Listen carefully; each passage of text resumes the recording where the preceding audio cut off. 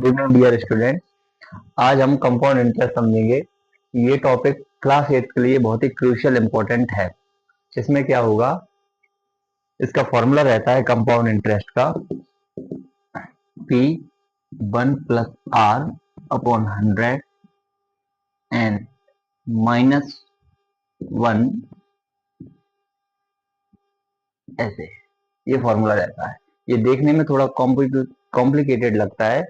इसका और अलग तरह से भी हम फॉर्मूला लिख सकते हैं। ये होगा अमाउंट बाय CI।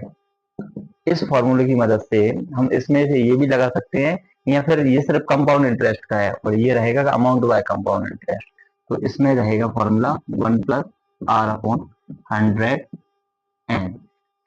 इस फॉर्मूले में बहुत सी सिमिलरिटी है, थोड़ा सा अंतर है। इसमें -1 रहता है। इस -1 का काम रहता है कि इस पूरे वैल्यू में से जो प्रिंसिपल का वैल्यू उसको माइनस कर देना, मतलब सिर्फ इंटरेस्ट बताता है ये फॉर्मूला। और इससे हमने जो भी प्रिंसिपल ब्याज पे लगाया है उसके बाद जो बनी टोटल लौट के आएगा प्रिंसिपल प्लस इंटरेस्ट के साथ, वो इससे रिप्रेजेंट होगा। इससे फाइंड आउट कर सकते हैं हम। तो ये दोनों फॉर्मूला है, ठीक है। यदि हमको सिर्फ कंपाउंड इंटरेस्ट निकालना है तो हम ऐसे भी निकाल सकते हैं कि भाई अमाउंट का फॉर्मूला लगा दिया ये वाला और उसमें से घटा दिया principal, then only we get compound interest. तो कंपाउंड इंटरेस्ट हम दो तरीके से निकालते हैं, एक तो ये हो गया और एक ये हो गया, ठीक है। अब हम कुछ सम्स करेंगे।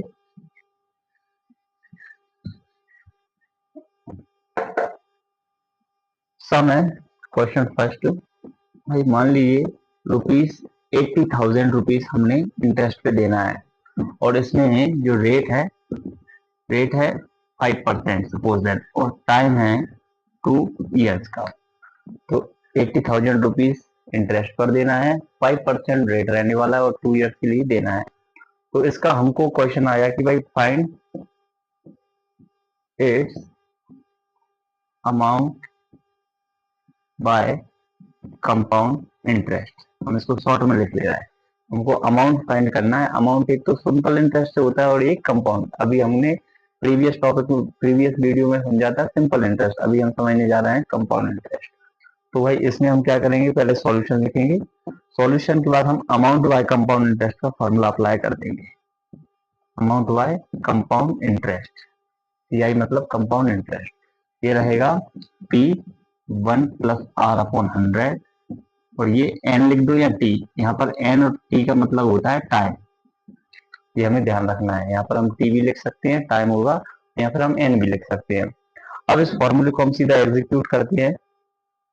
प्रिंसिपल कितना है 80,000, इसको हम डायरेक्ट सॉल्व करके लिख सकते हैं, इजी रहेगा। ये 100 बन जाए क्या होगा 100 और प्लस R क्या है इसमें रेट। तो हम इसको सीधा सिंप्लीफाई करते हैं कि भाई P की जगह तो हम लिख दिए 80,000 जो कि अपना क्वेश्चन में था।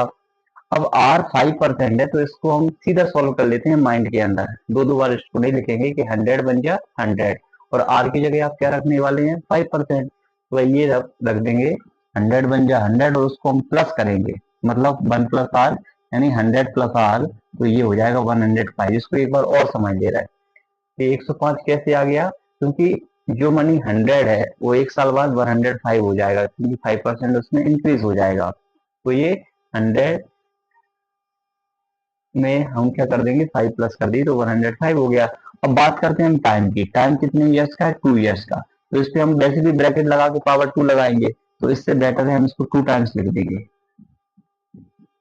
इसको हम और समझते हैं, 100 बन जा 100 और R की वैल्यू 5 था इसलिए हमने क्या लिखा 105। फिर क्वेश्चन उठता है कि भाई हमने इसको 2 बार क्यों लिखा।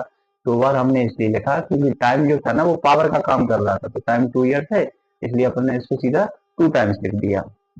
आगे बढ़ते हैं हम। ये 2 जीरो से ये दोनों गए और ये 2 जीरो से ये दोनों गए।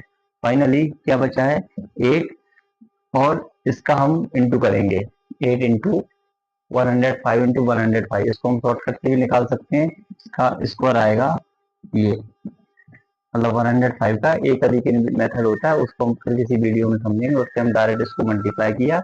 अभी बस बारी हम इसको 8 से मल्टीप्लाई करें। तो 8 5 जब 40 और ये आ जाएगा हमारा 200 और 8 का इसमें करेंगे 88। तो फाइनली इसमें ये हमारा आ गया कंपाउंड अमाउंट। ये हमारा क्या आ गया अमाउंट। और अमाउंट कैसे आया है, ये कंपाउंड इंटरेस्ट के थ्रू।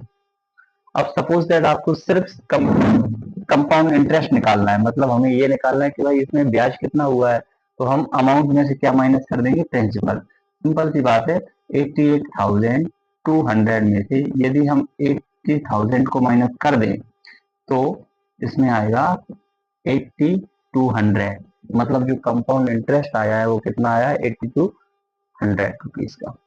ठीक है,